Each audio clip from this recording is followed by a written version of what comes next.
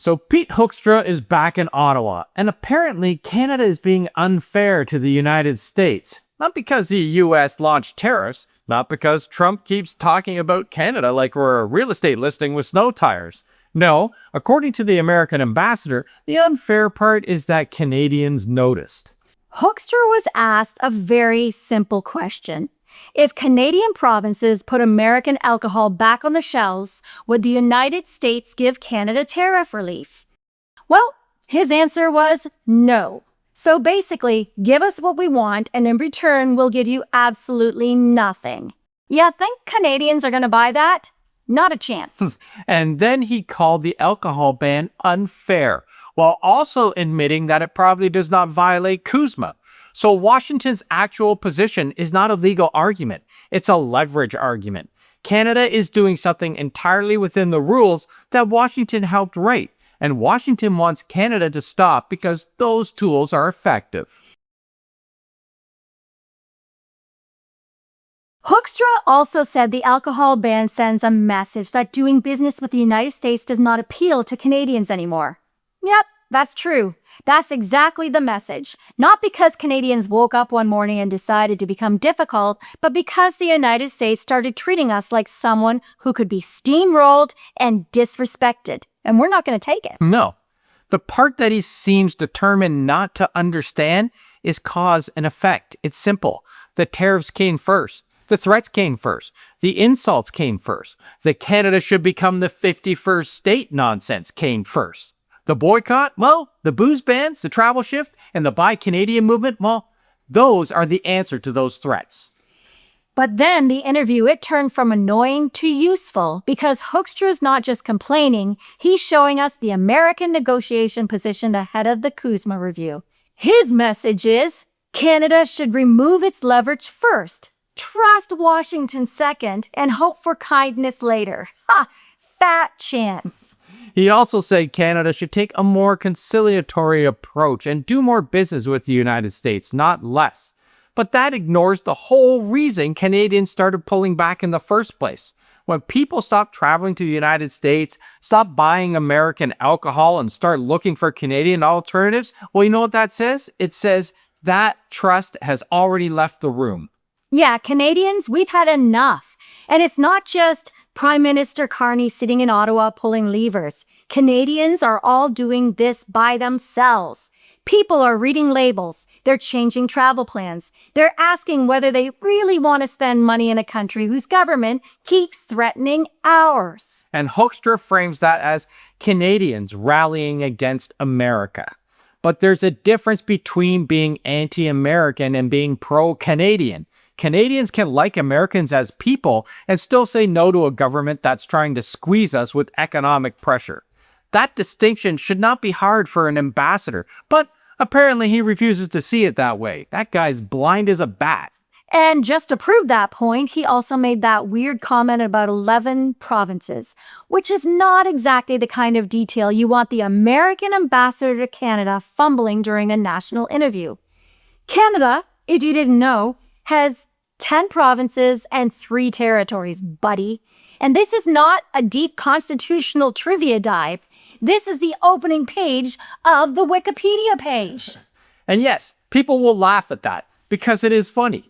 But underneath the mistake is something even more serious. It shows the utter lack of respect for Canada and how casually this administration talks about us while demanding that we take them seriously.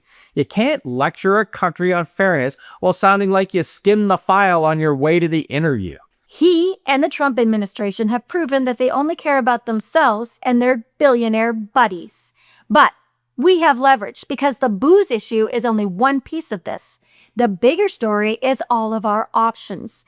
Canada has been using provincial procurement, alcohol bans, travel warnings, streaming rules, and defense procurement reviews as pressure points. And Washington, they don't like that because it's used to Canada absorbing the hit and keeping the relationship tidy. Procurement is actually even bigger than all the bans. When provincial governments shift purchasing decisions away from American suppliers and toward Canadian ones, that's direct economic impact. multiplied across provinces, across contracts, across sectors, and it's entirely within Canada's authority. That's what makes it really effective. And the streaming rules are a newer option, but the logic is the same. If you're generating revenue from Canadian audiences, some portion of that revenue needs to support Canadian content. That's the principle behind the CRTC's 15% contribution requirement. It protects Canadian productions, Canadian crews, Canadian stories, and Canadian employees. Washington, they call it a trade barrier. And then, of course, there's Pierre Poilievre, jumping in and calling it a Netflix tax and warning that it could hurt trade talks. Here's the problem with that, and there's many, but I'll highlight one.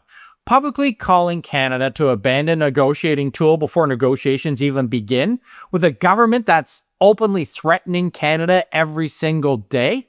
It's not a policy debate here, Pierre. When a Canadian opposition leader uses Washington's framing to argue that Canada should disarm itself in advance, you know what? Ottawa doesn't need to fight that battle in Washington because he's already fighting it from Ottawa. Thank God he didn't get elected, because we would have been the 51st state by now. So the Hoekstra interview and the Poilievre position, well, they're giving the same ask. Get Canada to stand down before the real fight starts. Then we do have to talk about defense, and Hoekstra did touch on it because it connects to the same pattern. The U.S. recently suspended participation in the Permanent Joint Board on Defense, which is the bilateral security coordination body that has existed since 1940. And Canada's response has been to continue its own NORAD modernization investments through Canadian industrial partners and keep its procurement decisions open. Not as provocation, but as a country maintaining the ability to make its own decisions in its own interest. And the consistent thread across all of these conversations is that Washington is not objecting to something illegal. They are objecting to something deliberate.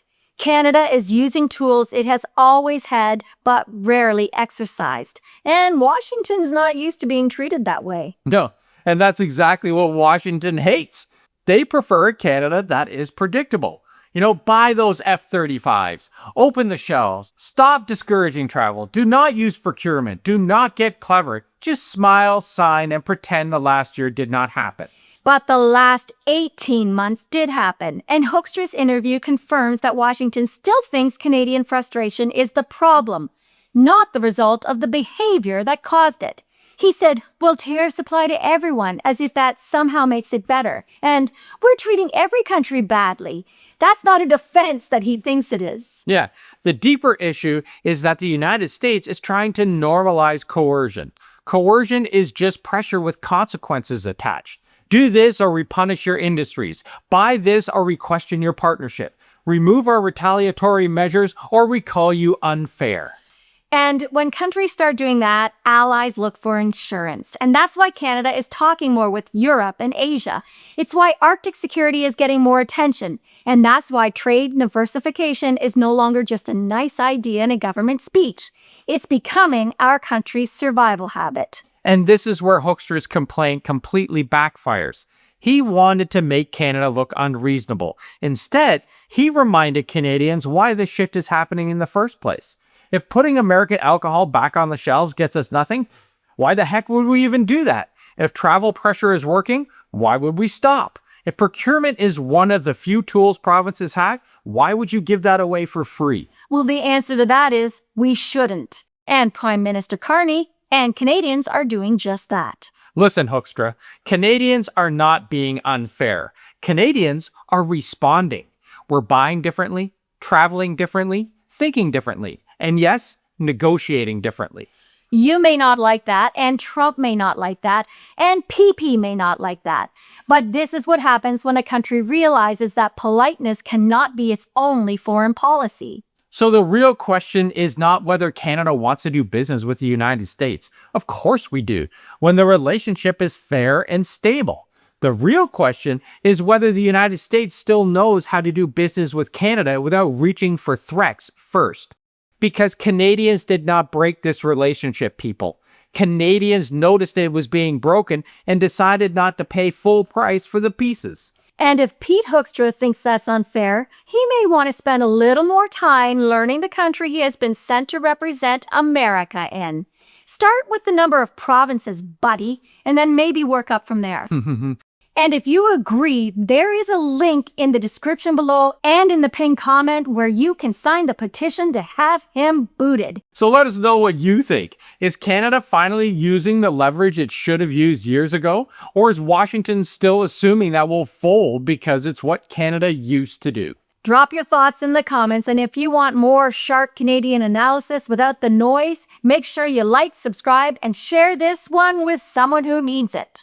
And check out the pinned comment below if you want to support the channel through the merch store or becoming a member of the A-Team. So give it a hype, everyone, and we'll see you tomorrow. Thanks for watching. Ciao for now.